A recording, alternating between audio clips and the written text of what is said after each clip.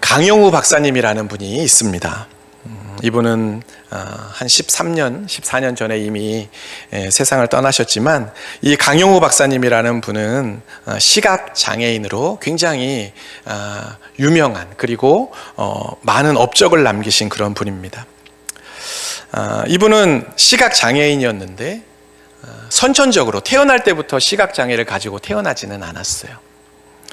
13살에 아버지가 갑자기 돌아가셨고, 그 다음 이듬해에 중학교 시절에 운동장에서 축구를 하다가 그만 축구공에 얼굴을 맞게 됐는데, 망막이 그 안구에서 이렇게 떨어져 나가면서 치료를 받아야 되는데, 그 당시에는 치료할 방법이 없어서 그만 실명을 하고 말았습니다. 여기까지만 들어도 이분의 삶이 참 고단했겠구나, 힘들었겠구나 싶은데, 이분의 불행은 여기서 끝나지 않아요. 아들이 불의의 사고를 당했다는 그 소식을 들은 어머니께서 그 소식을 듣고 충격으로 쓰러져서 세상을 떠나게 됩니다. 유일한 보호자였던 누나가 동생들을 먹여 살리느라고 힘들게 일하면서 그렇게 이 동생들을 키워냈는데, 그 유일한 보호자였던 누나마저 과로로 일찍 또 세상을 떠나게 됩니다. 그래서 이분이 졸지에 고아가 됩니다. 시각장애인이면서 고아로 인생을 산다는 것, 얼마나 힘들고 어려웠겠어요. 그런데 이분은 그 고난의 시간을 잘 견뎌내고 연세대학교에 입학하고 졸업을 하게 됩니다. 그 당시에는 우리나라가 장애인, 특히 이 시각장애를 가진 이 사람이 해외에 유학을 간다는 걸 공식적으로 인정해 주지 않았던 그런 시기였다고 해요. 이분이 미국에 유학을 가고 싶은데 신청을 했더니 잘 받아주지 않다가, 그래도 이분의 그 지난 스토리가 있기 때문에 우리나라에서 최초로 공식 미국 유학길에 오르게 됩니다. 그리고 한국인 최초의 시각장애인 박사 학위까지 받게 되었습니다. 그리고 훗날에 미국 부시 정부에서 백악관에 들어가게 되는데, 거기에서 정책 차관보라는 아주 중요한 직책을 맡고 거기에서 일을 하게 되었습니다. 그 당시에 우리 한인들이 미국에 이민을 간 지 100년의 역사가 되었던 그런 시기인데, 그 100년 역사에 있어서 미국으로 이민을 갔던 한국인 중에 가장 높은 자리에 올라갔던 분이 바로 이 강영우 박사님입니다.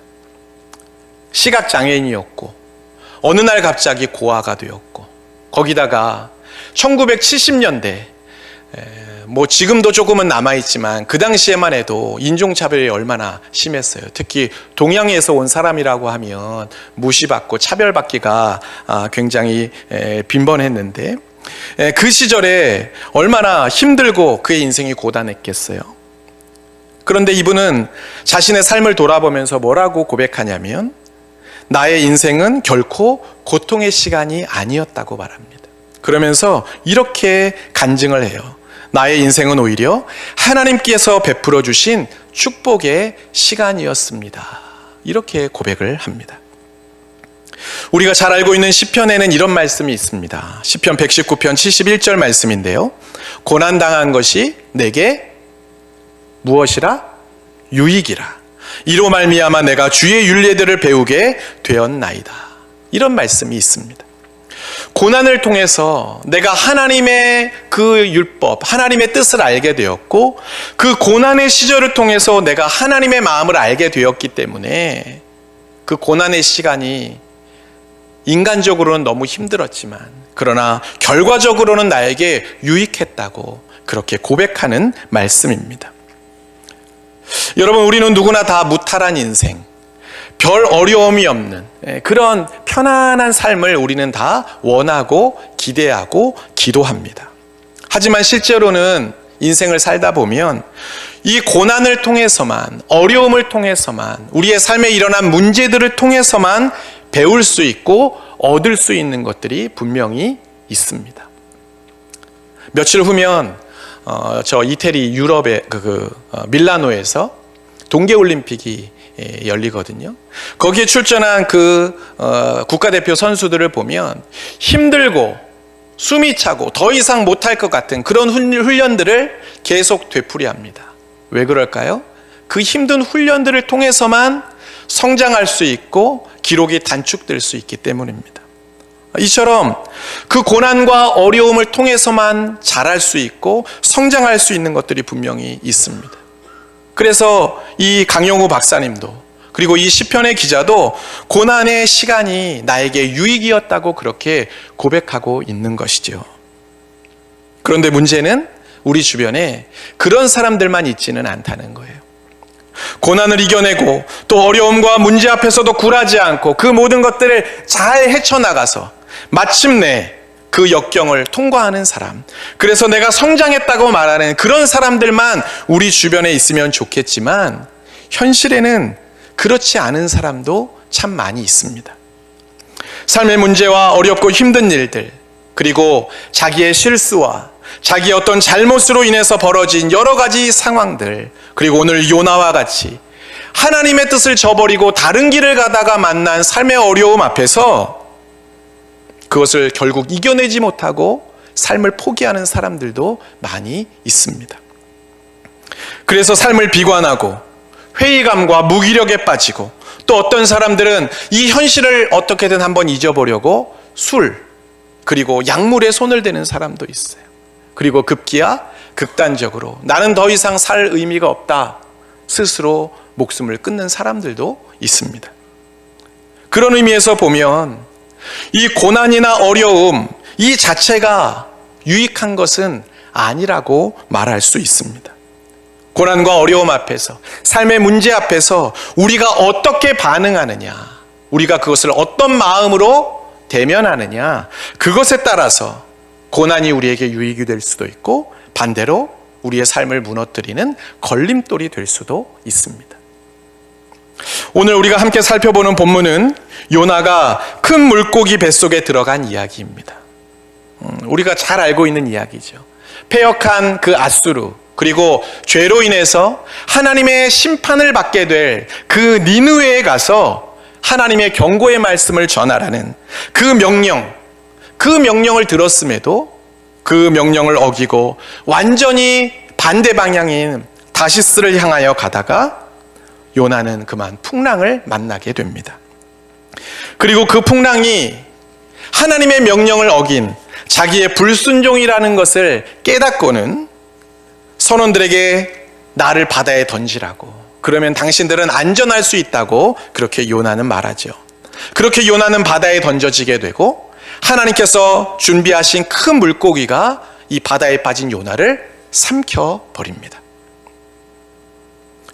오늘 본문이 주목하는 것은 물고기가 얼마나 컸는지, 그리고 사람이 정말 물고기 뱃속에서 살 수 있는지, 이런 문제가 아니라 오늘 본문이 주목하는 것은 물고기 뱃속에 있는 요나에게 지금 어떤 변화가 일어나고 있는가 하는 것입니다. 우리는 요나에게 일어난 그 일들을 함께 살펴보면서 삶의 어려움과 문제를 통해서 하나님께서 과연 우리를 어떻게 다루어 가시는지, 때로는 우리가 하나님의 뜻을 어기고 다른 길로 갈 때에 우리의 삶에 펼쳐지는 여러 가지 문제들 속에서 하나님은 우리를 어떻게 다루어 가시는지 거기에 대해서 함께 살펴보려고 합니다. 첫째로 물고기 뱃속에서 요나의 기도는 회복되었습니다. 뭐가 회복되었다고요? 금방 까먹으셨어요. 물고기 뱃속에서 요나의 기도가 회복되었습니다. 오늘 본문 2장 1절 말씀입니다. 요나가 물고기 뱃속에서 그의 하나님 여호와께 기도하여 이르되. 지금 요나는 물고기 뱃속에서 기도하기 시작합니다. 물론 이 요나의 기도가 굉장히 뒤늦은 기도처럼 그렇게 보여요. 요나가 적어도 선지자라면, 하나님을 믿는 사람이었다면 물고기가 요나를 삼키기 전에, 선원들이 자기를 바다에 던지기 전에 하나님께 기도했어야 마땅합니다.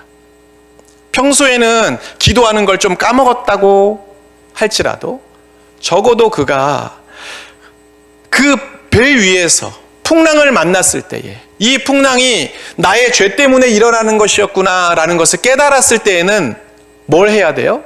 기도했어야 돼요. 그런데 요나는 기도하지 않았습니다.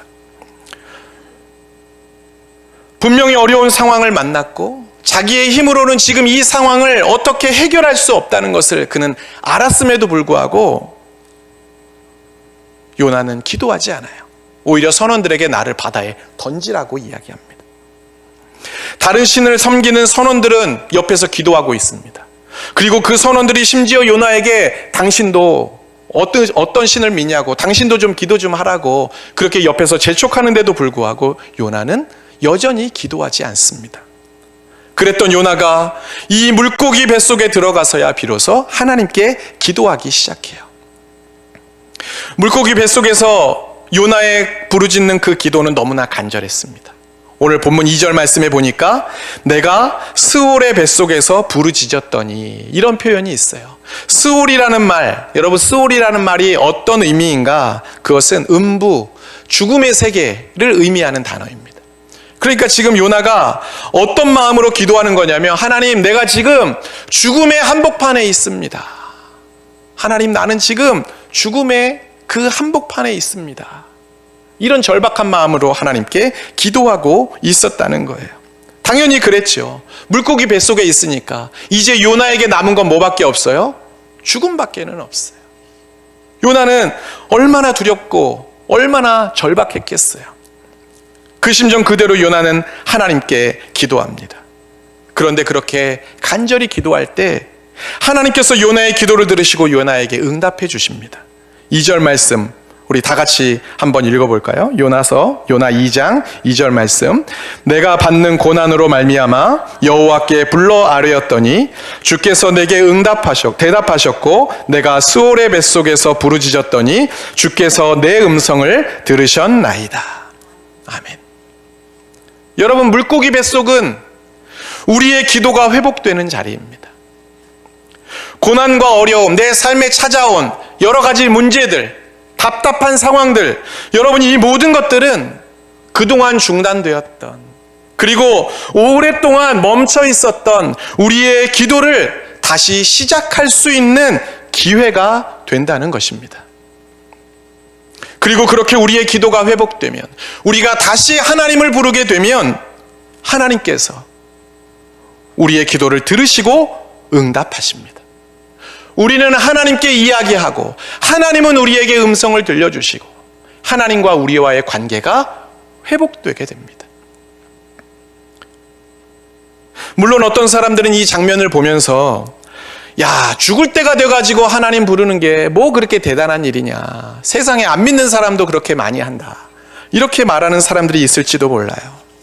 실제로 우리 주변에 보면 무탈하고 특별히 어려운 일 없을 때, 별일 없을 때에는 기도하지 않다가 아유, 큰일 났다, 문제가 생겼다, 어려운 일이 있네, 그러면 그때서야 겨우 하나님 찾고 기도하는 사람들이 많습니다. 저도 그렇습니다. 형식적이고 습관적인 신앙생활을 하다가 뭔가 내 앞에 큰일이 생기거나 어려운 일이 닥치거나 속상한 일이 생기거나 해결받아야 될 문제들이 있으면 그때서야 기도할 때가 있어요. 참 부끄럽고 민망합니다. 어떨 때는 하나님 앞에 막 기도하면서도 속으로 그런 생각을 할 때가 있어요. 야, 참 염치도 없다. 평소에는 그렇게 기도도 안 하더니 꼭 어려운 일이 있을 때만 이렇게 기도하나, 그런 생각이 들 때가 있어요.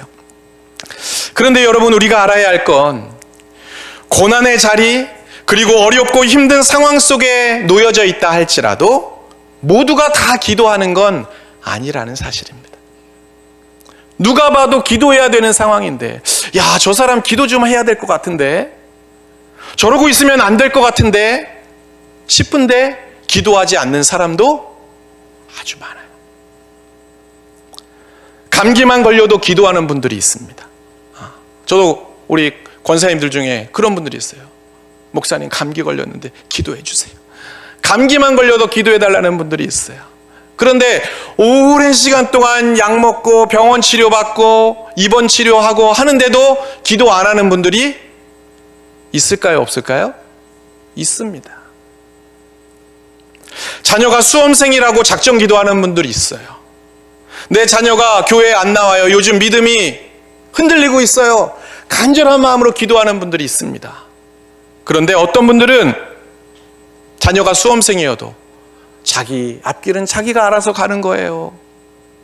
하나님이 다 인도하실 거예요. 그렇게 자신만만해 하는 분들도 있어요. 교회에 안 나오고 하나님 안에서 있던 자녀가 점점 멀어져 가고 있는데 어떻게 부모가 자기 신앙을 강요하겠어요. 언젠간 돌아오겠지. 기도하지 않는 분들이 있어요.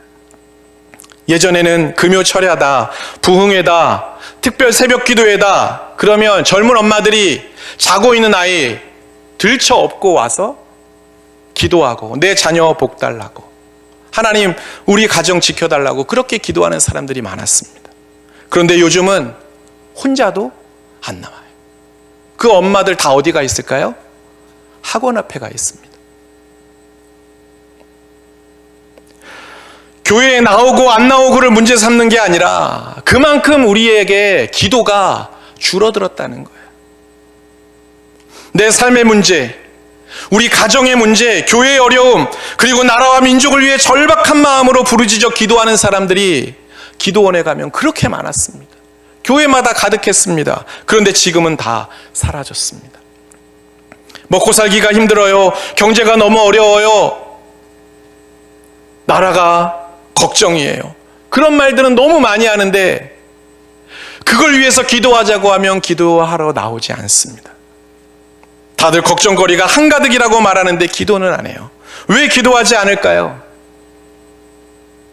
고난 속에서, 문제 속에서, 어려움 속에서 주님을 생각하지 않기 때문입니다. 주님을 바라보지 않기 때문이에요. 주님을 생각하는 사람만 기도할 수 있습니다. 오늘 본문 7절 말씀입니다. 내 영혼이 내 속에서 피곤할 때에 내가 여호와를 생각하였더니 내 기도가 주께 이르러 싸우며 주의 성전에 미쳤나이다. 이것이 바로 물고기 뱃속에서 요나에게 일어난 두 번째 변화였습니다. 요나가 다시 하나님을 생각하게 되었다는 겁니다. 요나의 시선이 다시 누구에게로 향했다는 거예요? 하나님께로 향했다는 것입니다. 여러분, 우리는 이미 1장의 말씀을 통해 요나가 어떤 사람인지 잘 알고 있어요. 요나는 하나님의 음성을 들은 선지자였습니다. 여러분, 선지자라는 그 요나의 신분, 그리고 하나님의 음성을 그가 직접 그렇게 들었다는 건 요나가 하나님과 가까웠다는 것을 의미하는 그런 것이죠. 그런데 지금 물고기 뱃속에 있는 요나는 하나님과 친밀한 사람이에요? 그렇지 않아요? 그렇지 않아요. 하나님의 명령, 저 니느웨에 가서, 저 아수르 사람들에게 가서 경고의 말씀을 전하라고 했던 그 하나님의 명령, 그리고 그들을 구원하시려는 하나님의 계획, 그게 못마땅해서 요나는 불순종의 길로 갔던 사람입니다. 도망치려고 갔던 그 요빠 항구에서도 요나는 하나님을 생각하지 않았어요. 다시스로 향하는 배에서도 요나는 하나님을 생각하지 않습니다. 오히려 그는 배의 가장 깊은 곳, 저 아래까지 내려가서 뭐 했어요? 잠을 잤어요. 아무것도 생각 안 하려고 잠을 잤어요. 지금 그의 관심은 하나님이 아니에요. 자기 마음, 자기 생각입니다. 지금 요나가 바라보고 있는 그 시선은 하나님께서 말씀하신 그 니느웨가 아니라 자기가 도망갈 다시스를 향해 있습니다. 요나의 마음은 지금 하나님께서 자기에게 주신 그 사명의 자리에 있지 않고 어디에 있을까요? 내 마음에 드는 자리, 내가 있고 싶은 자리, 내가 하고 싶은 그것에 마음이 있습니다. 그러니 어려움이 닥쳤는데 하나님이 생각나고, 어려움이 닥쳤는데 기도가 나오겠어요? 나오지 않아요. 여러분, 매일 기도하던 사람도, 주님과 날마다 친밀한 관계를 유지하던 사람도 어느 순간 시선을 하나님께 두지 않으면 기도가 줄어듭니다. 그리고 조금 더 시간이 지나면 기도가 어떻게 돼요? 중단돼요. 기도가 끝나버려요. 그렇게 기도가 한번 중단되면 그 기도를 다시 회복하기가 쉬워요, 어려워요? 쉬워요, 어려워요? 어려워요. 다 경험해 보셨잖아요. 그죠? 막 너무 기도가 잘 되고 기도하면 막 마음에 은혜가 충만하고 할 때가 있었는데 어느 날부턴가 같이 기도하자고 해도 기도가 안 나와요. 어떻게 기도해야 될지 모르겠어. 분명히 삶이 힘들고 마음이 답답한데 기도가 나오지 않아요. 여러분 그런 경험들 많이 해보셨을 겁니다. 요나처럼 우리의 삶에 풍랑이 일어도 우리의 삶이 바다에 던져질 위기 가운데 그런 위급한 상황 가운데 있어도 기도가 잘 나오지 않습니다. 많은 사람들이 사는 게 어렵다, 힘들다, 우리 가정에 고민이 많다, 걱정이 많다 말하면서도 목사님 기도해 주세요 부탁은 하면서도 정작 자기 스스로 기도하지 않는 이유가 뭘까요? 하나님이 생각나지 않으니까. 정작 자기는 하나님과의 친밀함을 잃어버렸으니까 기도가 나오지 않는 것입니다. 제가 대학원 시절에 거의 매일 붙어 다니던 동기들 그리고 후배들이 몇 명 있습니다. 기숙사에서도 같은 방에 살았고 교회에서 사역도 같이 했어요. 굉장히 친한 동기들 후배들이 있습니다. 그런데 이 목회자의 특성상 사역지를 옮겨가고 특히 뭐 지방으로 간다든지 또는 뭐 해외에 잠깐 나갔다 온다든지 그렇게 되면 얼굴 보고 또 서로 만나기가 쉽지가 않아요. 그렇게 서로 바쁘게 사역을 하다 보면 십수년이 훌쩍 지나갑니다. 연락도 점점 뜸해져요. 그러다 오랜만에 만나면 너무 반가워. 반갑기는 해요. 그런데 예전처럼 편하게 대화가 줄줄줄 나오지 않습니다. 작년 가을에 노예 모임을 갔는데 어떤 머리가 희끗한 목사님이 막 반갑게 제 이름을 부르면서 막 와요. 그래서 저분이 누구신가 봤더니 제 후배 목사님이에요. 후배 목사님인데 머리가 하얘졌어요. 그러면서 노예 명부에서 제 이름을 보고 저를 계속 만나려고 했는데 못 만나다가 저를 보고 반가워서 막 달려와서 인사를 하는 거예요. 저도 반갑게 인사를 나눴습니다. 어디에서 사역을 하고 있는지 어떻게 지내는지 반갑게 이야기를 나눴어요. 근데 그 대화가 5분도 가지 않아요. 왜? 20년 넘게 관계가 끊어져 있었으니까. 여러분 부부간에도 평소에 서로를 생각하지 않고 서로 대화하지 않으면 가정에 어려움이 있고 뭔가 문제가 있을 때 대화하기가 쉬워요, 어려워요? 어렵습니다. 요즘 뭐 TV에 보면 뭐 이혼 숙녀 캠프 뭐 그런 거 있죠. 거기 보면 가정이 파탄날 지경인데 부부가 대화를 하지 않아요. 서로 안에 있는 문제들을 서로 터놓고 이야기하지 않습니다. 가만히 보면 평소에도 대화하지 않고 평소에도 서로에게 관심을 두지 않고 평소에도 서로 생각하지 않고 삽니다. 그러니까 정말 필요할 때 위급한 순간에도 대화가 되지 않는 거예요. 하나님과의 관계도 그렇습니다. 우리가 평소에 주님을 생각하고 주님과 함께해야 주님과의 대화가 어색해지지 않습니다. 꾸준히 주님을 생각하는 사람이라야 어렵고 힘든 순간에 주님이 생각나고 주님께 기도할 수 있어요. 평소에 주님을 많이 생각하지 않더라도 적어도 위급한 순간, 내 삶에 어려움이 있는 그때라도 우리는 주님을 생각할 수 있어야 합니다. 이렇게 주님을 찾고 주님을 생각하는 사람, 그래서 위기의 순간에 다시 주님 앞에 엎드려 기도하는 사람에게는 어떤 일이 일어날까? 잃어버렸던 감사가 회복되고 다시 찬양이 그 입에서 흘러나오게 됩니다. 삶의 소망을 찾게 돼요. 그리고 다시 사명의 자리를 향해 나아가게 됩니다. 오늘 본문 9절 말씀입니다. 나는 감사하는 목소리로 주께 제사를 드리며 나의 서원을 주께 갚겠나이다. 구원은 여호와께 속하였나이다 하니라. 물고기 뱃속에 있는 요나에게 일어난 세 번째 변화가 바로 이것입니다. 절망의 순간, 죽음과도 같은 순간, 여전히 그는 물고기 뱃속, 아주 캄캄한 그 상황 가운데 여전히 놓여져 있지만, 그러나 아무것도 달라지지 않은 그 상황에서도 감사의 고백을 할 수 있게 되었다는 거예요. 나를 향한 구원의 은혜를 그는 찬양하게 되었습니다. 무엇보다도 하나님께서 하실 일에 대한 기대와 소망을 품게 됐어요. 그리고 자기가 외면했던 그 사명의 자리, 하나님과 약속했던 것, 그것을 다시 붙잡기 시작했습니다. 누구에게 이러한 일들이 일어난다고요? 주님을 생각하는 사람, 그리고 주님께 엎드려 기도의 입술을 여는 사람에게 이러한 일들이 일어난다는 것입니다. 제가 얼마 전에 CBS의 그 새롭게 하소서라는 프로가 있는데, 거기에 가수 유열 씨가 지금 전도사님이 되셨더라고요. 그분이 나와서 간증하는 것을 본 적이 있습니다. 9년 전에 건강검진을 받았는데 폐에 뭔가 이상이 있다는 소견을 듣게 됐어요. 그때는 뭐 별로 그렇게 관심을 두지 않다가 6년 전에 다시 병원에 가게 됐는데, 그만 폐 섬유증, 폐가 굳어져 가는 거죠. 그 폐 섬유증 진단을 받았다고 합니다. 공기 좋은 데 가서 건강관리 잘 하면서 이렇게 지내면 그래도 큰 문제는 없을 거라고 그렇게 이야기를 들어서 평창으로 이사도 가고 나름 굉장히 조심조심 하면서 그렇게 건강관리를 했다고 해요. 그런데 어느 날 독감에 걸렸습니다. 건강한 사람이었다면 그냥 며칠 알아눕고 또는 뭐 약 먹고 괜찮아졌겠지만, 이분은 폐에 이상이 있는 분이니까 그 독감으로 인해서 상태가 급격하게 나빠지면서 병원에서 마지막을 준비해야 될 것 같다는 그런 사형 선고를 받았다고 해요.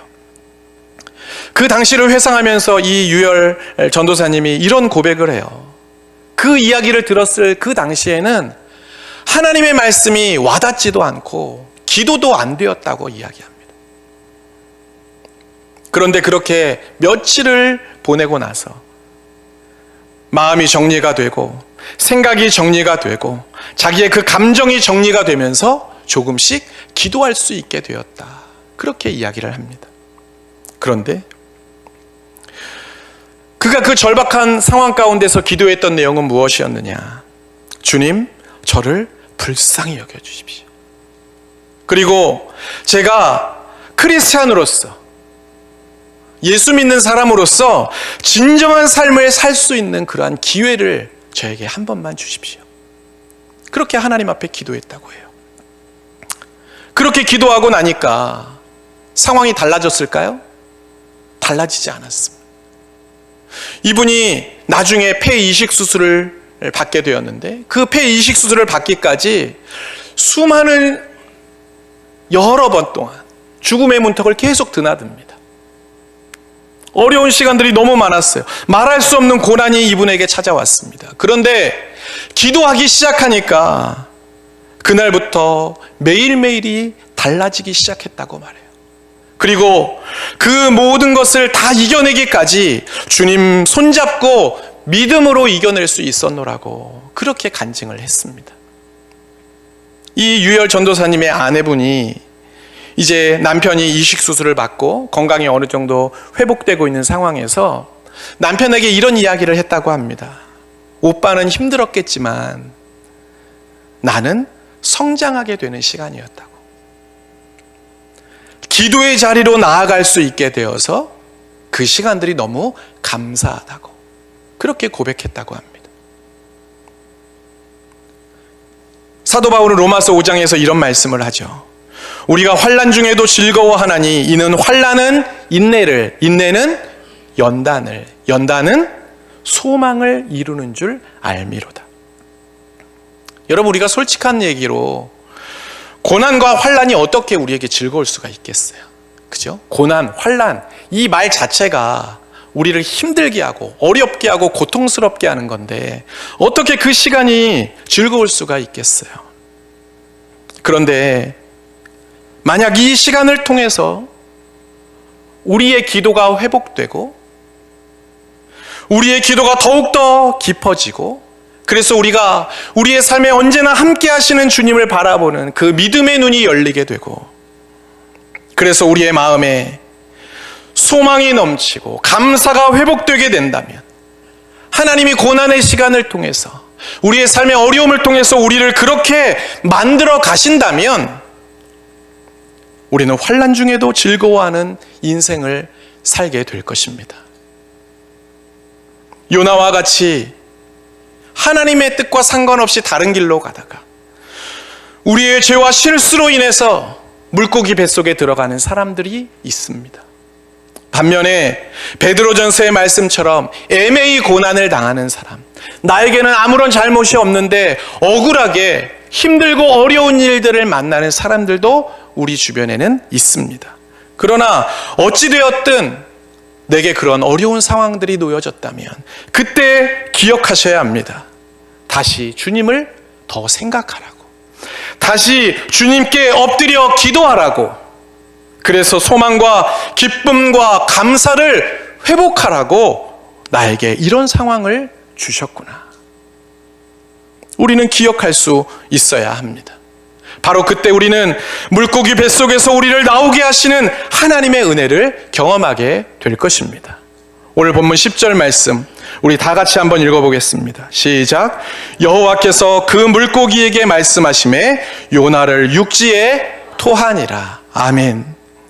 우리를 그 물고기 뱃속에서, 그 고난의 상황에서, 어려움의 상황에서 우리를 나오게 하시는 그 하나님의 은혜, 그 은혜가 저와 여러분 모두에게 있게 되기를 주님의 이름으로 간절히 축원합니다.